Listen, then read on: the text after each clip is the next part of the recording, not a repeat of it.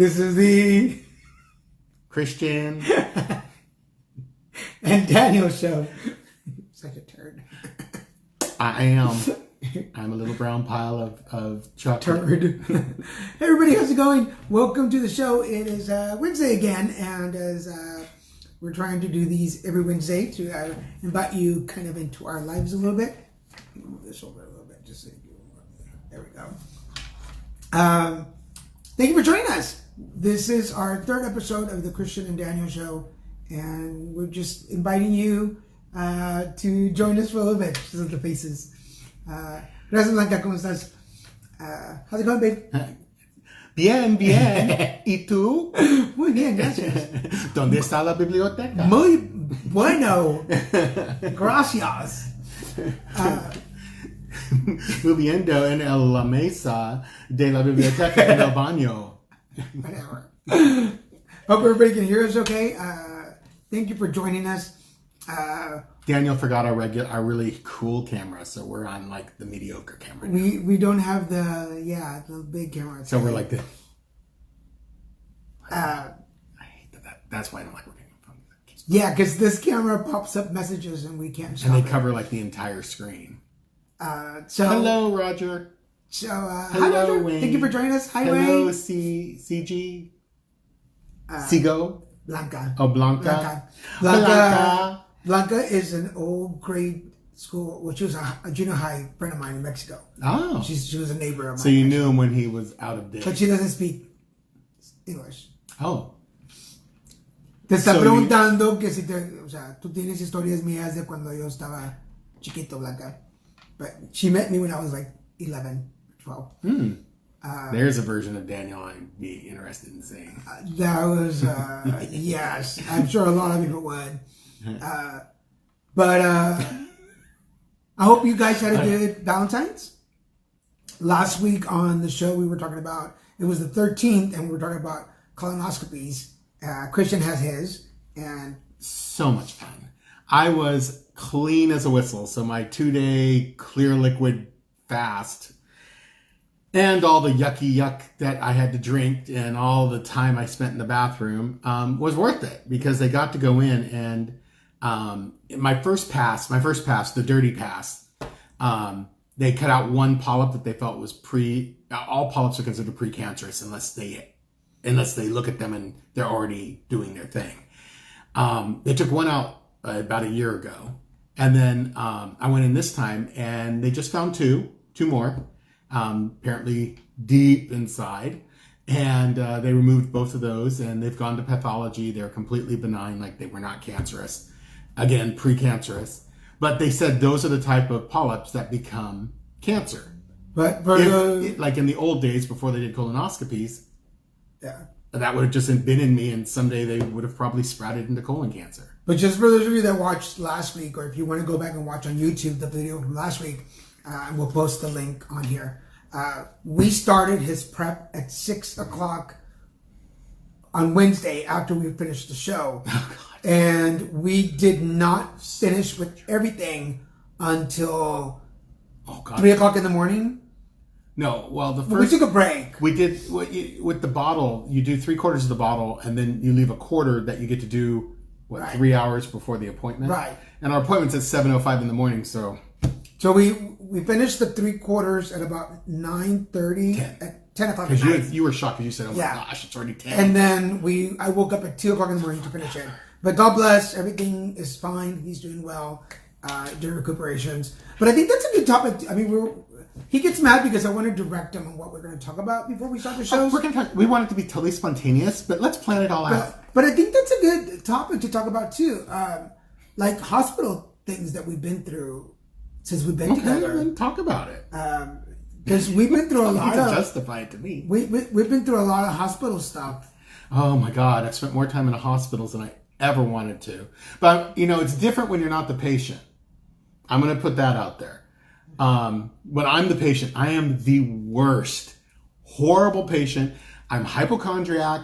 I'm cuckoo bird already long before. I stress out. I get totally stressed out, which causes my gastrointestinal mitoplasia to act up, which makes me nauseous and unpleasant. That makes me more and more unhappy and uncomfortable.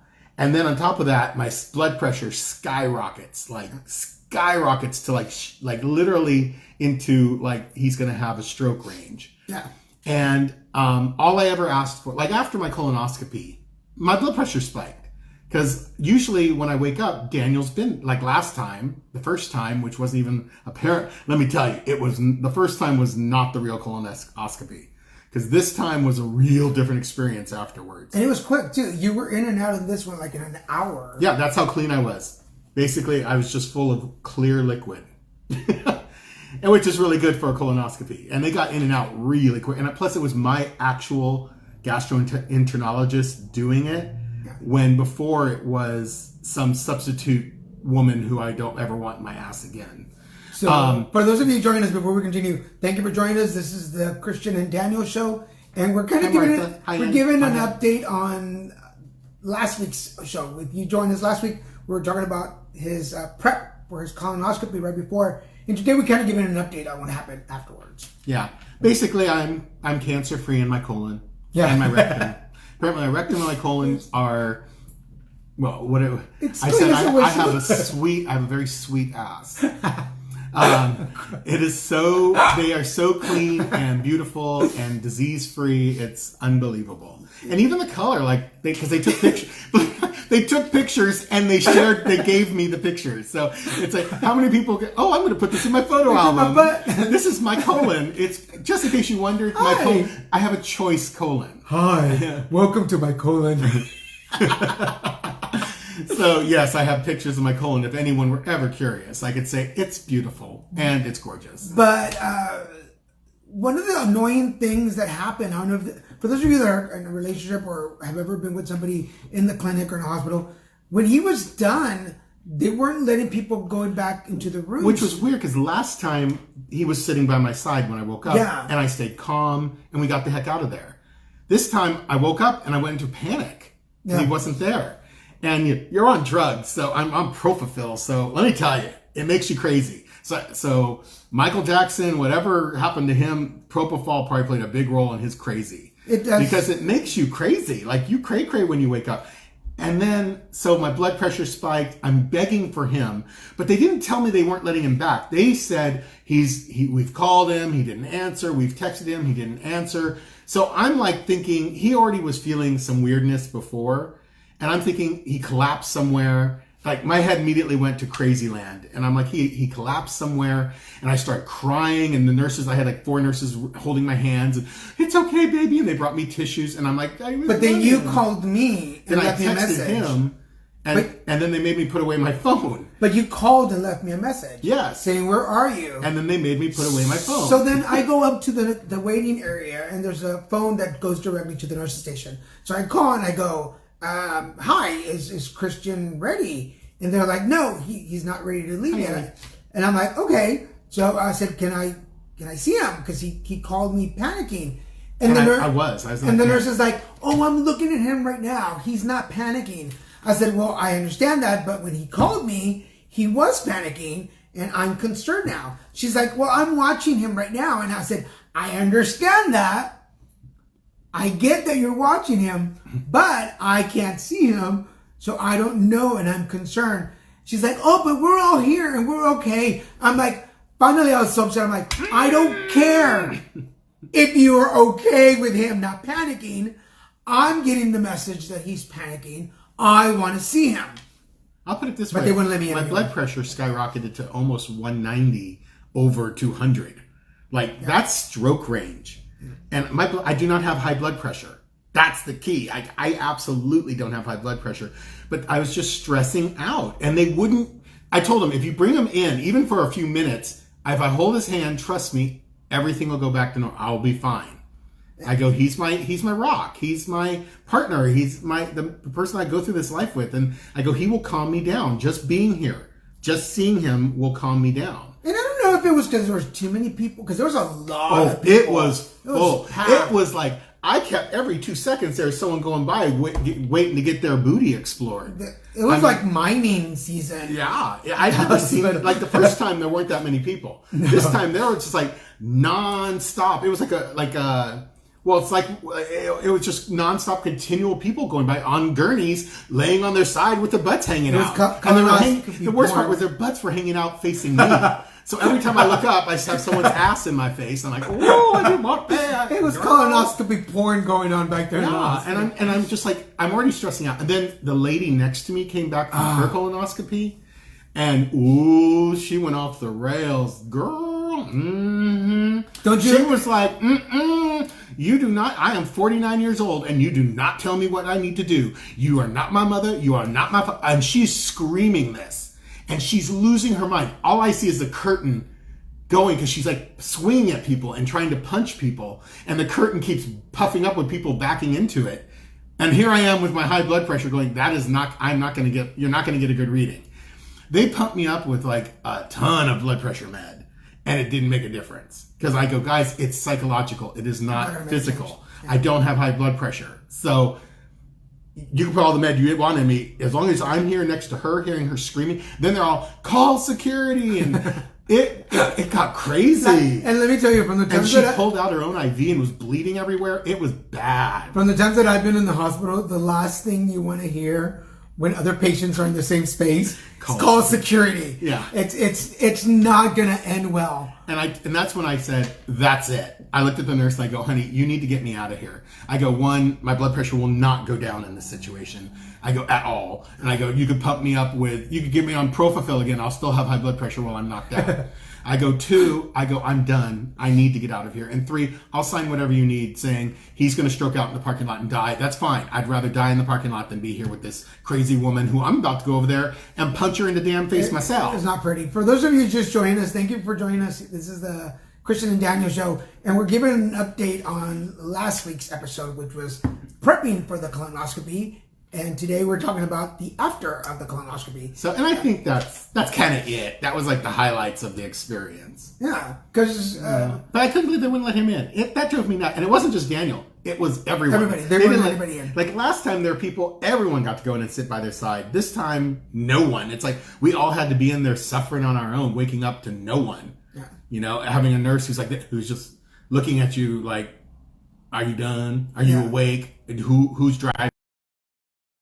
And if you've ever been in the hospital, I mean, I've been in the hospital so many times. There's something.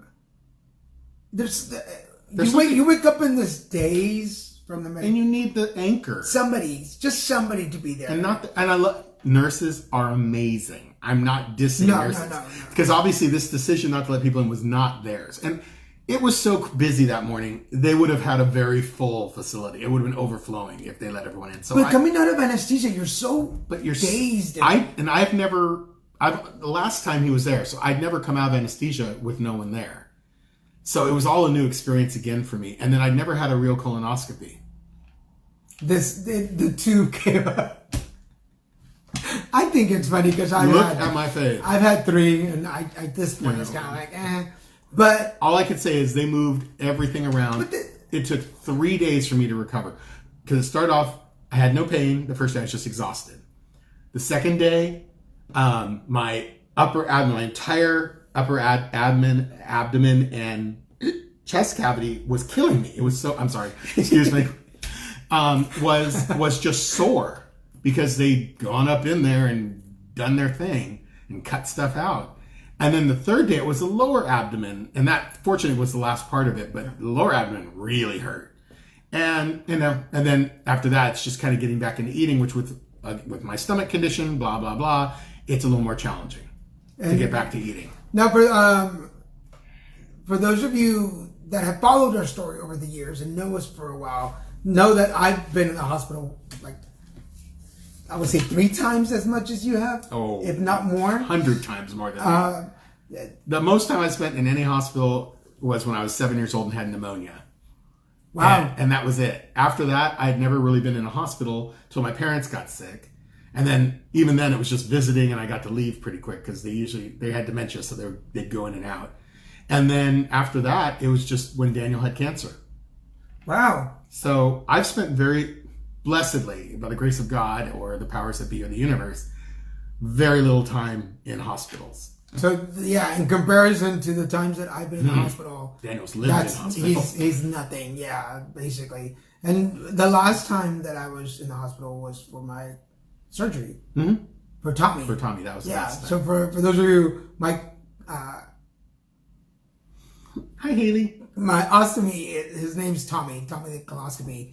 I miss you. But hi Haley, how's the baby? I want to see the big old boy. But he's like driving now, right? So the last time I was in surgery, I was supposed to be there for a week, and they ended up having me there for like 4 days. At the most. 4 days, yeah. 4 days, and then they kicked me out. But even then, and they got him up right away too. Like, you need to walk because we need to get you out of here. But even then, just waking out of the surgery was harsh. It's scary. It's scary. Yeah. If you've ever been in the hospital, but luckily, I was able to be there every time he came out of his anesthesia, which makes it does make a difference. Yeah. Because you have someone you recognize immediately, and you have someone who you know is watching out for you. Yeah. Because, like, with my high blood pressure thing, he could have told them. Yeah, which it's on the damn files, but they always want to ignore it.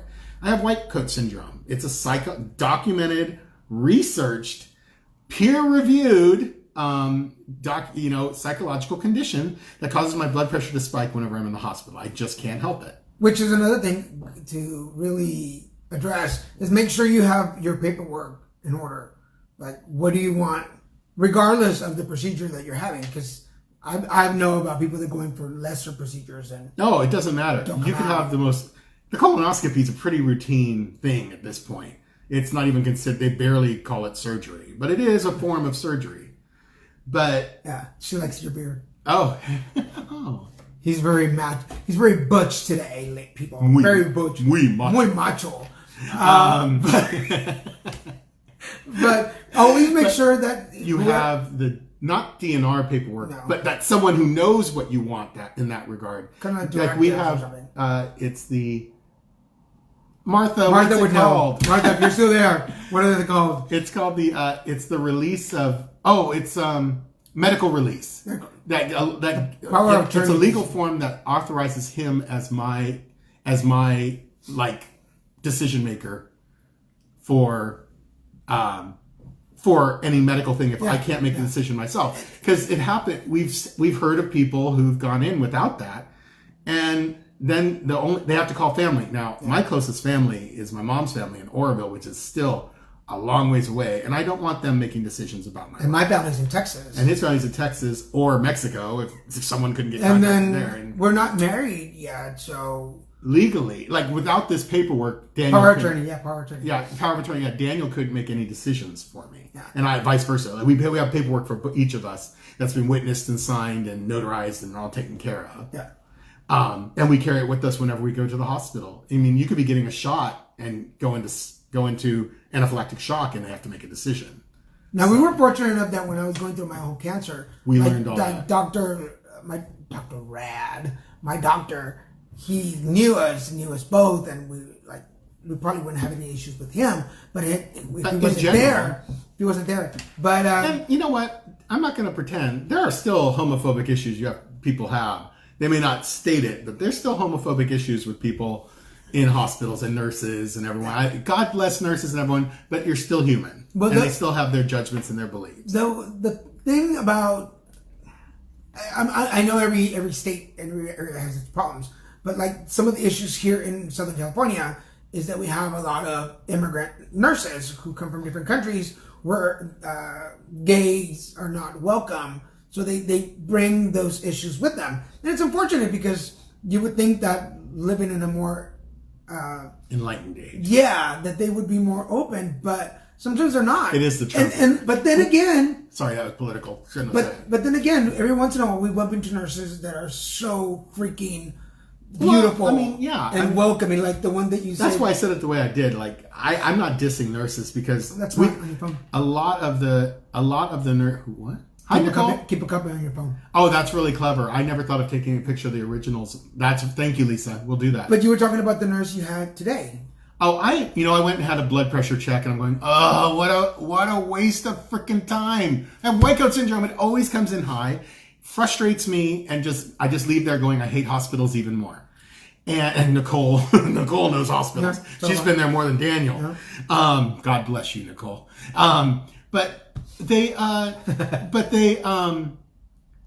they go in and they act like the white coat syndrome's not a thing. They act like I'm already stressed out just sitting in the damn waiting room. And then I get in there and I test really high. And it never is good news. So I'm like, I hate doing this. It's a waste of my time. But today... I almost canceled the appointment today. Oh, well, I would have canceled it yesterday, but I almost canceled it. And, oh, she's there now. He's saying you love. Yeah, we do. Shoot. Anyway, the nurse I had today, You said C. Colette? Colette, that's it. I had Colette today, and she's amazing. First thing she does is walks me back to a private room to do it, not out in their little lobby where everyone on the planet is. She takes me back to the room. She gives me a hug, which totally unexpected. I'm like, oh, this is so nice. She gives me a hug, and then she sits me down, says, put your arm up here. She puts the little puffy thing on my arm. And she says, we're going to do a breathing exercise. We're going to breathe in through the nose, or into the nose and out through the mouth, in through the nose. And she did that with me for about 10 minutes. Then she told me to close my eyes. I closed my eyes and she goes, just focus on your breathing. And the thing's wireless. So she clicked on the computer keyboard and the thing started. And my first reading was better than I've ever tested for the first time. But was still a little high. Then she goes, okay, stand up this time and let's try and rest your hand here. And she goes, let's try this again. Let's do the breathing exercise. And she does it with me again. And she's treating me like she's being really loving and kind. And I'm like, wow. When she laughs, she goes, oh, you do a little whistle. That's funny. That's cute. And I'm all, thank you. And I know, right? She has me do the breathing exercise and close my eyes for about 5 minutes, and then all of a sudden I just hit a little machine start, and I keep doing the breathing. My blood pressure came out perfect, like super healthy, like I get the readings I get at home on my home equipment. And I took a picture of it actually, because I'm like, no, I'm never gonna let a doctor tell me I have high blood pressure ever again, because I don't. And I may have other things, but I don't have high blood pressure. And she just looked at it and she got this beautiful smile on her face and she shook her head. She's all, I need to show you this. And she showed it to me and it was like 114/70 or 65. It was like perfect. And she's like, that is perfect blood pressure. She goes, you are healthy. And I don't think we were talking about this. And then she gave me another hug and like said, you did so good. I'm like, okay, I need to bottle you up and be able to pour you out whenever I come to the hospital. Because we were talking about, when he was telling me about that, we remembered a nurse that I had when I had my artery break and I ended up in the emergency room in the hospital. Dixie. And now that's a name I won't forget. Right? And oddly enough, nobody remembered her. Like, no one seems to know who she is. And we even bumped into a nurse afterwards. But the quick story was I was so in pain and my artery had broke and I wasn't allowed to. He's writhing in bed, like writhing in pain. And I couldn't get out of bed because I had lost so much blood that my pressure was really low. And he couldn't. And I hadn't showered, I hadn't changed. So she came in, and usually the nurses would use wet naps. These horrible wet naps, these gigantic wet naps. But what she did is she went and got a bucket with hot water and soap, and she bathed me. And just like, it's really like the old days. It was not something nurses use those things now. And she was this little tiny black woman with white hair in a bun. Mm-hmm. Her name was Dixie, and I thought she was We both thought she was Southern. And she was from New York. Yeah. Oh. And she kept calling me honey and baby. And at one point, I started crying, and I was like, she's like, why are you crying? I said, because you're like my mom right now. Like you're giving me. She treated him like he was her son. And like she was very loving. Like you're giving me love like a mom would. But she bathed every part of my body. To toe. The first real bath he'd had in a week, easy. Was it a week? Yeah, it was. And and mind you, I couldn't get up to go to those towelettes don't. Yeah, really do the I couldn't get up and go to the bathroom, so I had diapers, and it was just sad. It was sad, and I'm just going. But I will forever and ever talk about Dixie. Dixie was It's like she doesn't exist. It's like she doesn't exist. But then one day we're out here in Culver City having lunch, and one of the nurses walked by, and we described her, and she doesn't know who. She had no idea. She's like, we don't have a nurse like that on staff. So to this day, I'm gonna think that Dixie was an angel that was sent just to wash me. Yeah, and, it was so beautiful. And she was the one that got me Advil. She snuck in Advil to make sure that thank God. For pain medication. He needed something. No, see, so that was like 3 days in or 2 days in. It wasn't that long. Like it matters. But anyway, we're down to the last 5 minutes. We want to thank everybody. Thank you for joining us. This is the Christian and Daniel show. And we're kind of giving... And the next one will not be about medical anything. No, we need to change. So if you guys need to get on with that. If you want to talk, if you want us to talk about anything other in our relationships or things that affect our lives, we'll talk more about our topics, other stuff. We do other things. We always do other things. We do other things. I don't know, Shaggy. We have spirituality stuff that we can talk about. Energy work. Goodness, yes. And we're not going to ever plan it out, so it will be somewhat spontaneous. Yes, we're not going to plan out nothing. I'm going to be spontaneous. Yeah, he has a hard time. Of all people, he has the hardest time with that. Well, most of my shows have a theme, and I'm controlling. I'm not going to lie. You're what? You're what? I'm controlling. My name is Daniel G Garza, and I am controlling, and I admit it. I love it. Yes, it's on tape. Well, it's on video. That's how old I am. I say on tape. It's on video. Yay! Like I realized, I was watching some show the other night, and someone said, "Oh my God, this is on tape," and I'm like, "Ooh, that person is in their late 40s or 50s." Kids don't say on tape anymore. Hi, Thomas. Thank you for watching. Love you too. Sending love. And for Nicole, Nicole is Mikhail, Ramiro, Thomas. Yay! Ken, thank you all for watching. And Nicole. God, I hope you get out of there soon, honey. I hope it's. I pray it's not another infection. Dear Lord, that has been like a recurring thing, and I know how hard those are on your system. We're sending you lots of love and positive energy and good thoughts, and hoping that you recoup soon. And we love you. We'll have to come back. I miss you guys. Yeah, I've had a hard time ever since. See, ever since the passing of my parents, I haven't been able to go up there and see you guys because it's just too hard. But I'm gonna get up there. We'll have to come up and hi Eric. Because I need to visit them anyway. We'll come up and visit you. Say hi to David and the kids. Tell them we chatted with you for a little bit. Hi Eric. I think I'm gonna see you soon. So surgeries. Okay, well. I hope. Hey, let's hope they're the last of them. Sending you goodbye. I hope they're the last of them. Maybe we'll pull cards for people next time. And that would be fun. We've never really read people together like this. So we'll try that. No, we haven't. But sorry, folks. We will come up there. So see, this isn't scripted. This is all right here, just for you guys. Yeah, I planned on. You see, Daniel told me before, you need to cry, and there need to be real tears. So it's really cry. Listen here, Ramirez. I want tears. Yeah. I want an Emmy. And then I told him, I'm the director, not you. Yes. This is for Emmy consideration for next year. Oh, yeah. For those internet awards. So make sure you share this with all your friends. Well, interestingly enough, I will say the nurse today reminded me of, it felt like my mom in someone's body. Because she treated me like I felt my mom would treat me if I'd gone in there. And she felt like that when she hugged me. I felt familiar. And I'm like, wow. There are some really awesome nurses out there, so make sure really good people. Make sure that when you get a good nurse, hi, Crystal. You say hi. Hey, Crystal, how's it going?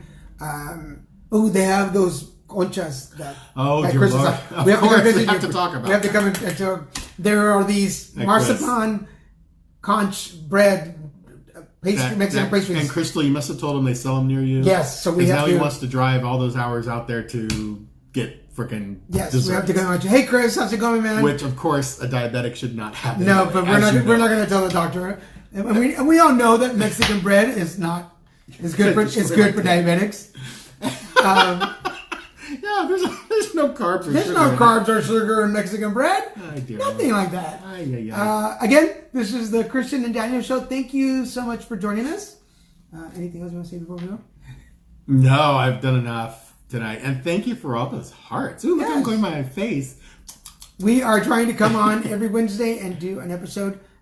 So we will see you guys next week. And we'll be zany or crazy or all of the above. I'm always crazy. I'm certifiably insane. So, love you guys. We'll see you next week. Bye, guys. Bye-bye.